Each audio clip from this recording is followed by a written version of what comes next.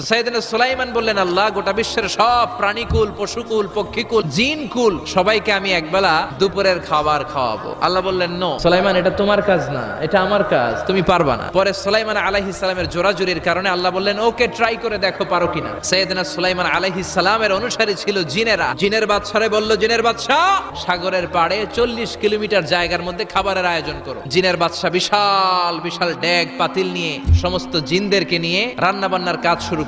40 kilometre ব্যাপী জায়গা নিয়ে খাবার তৈরি করা হচ্ছে।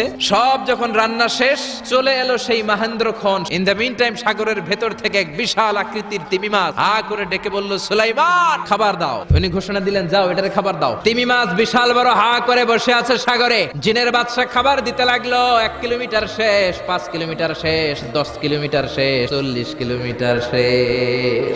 এখনো তিমি মাছের মুখ হা করা আছে না নাই? সাইয়েদনা সুলাইমান সে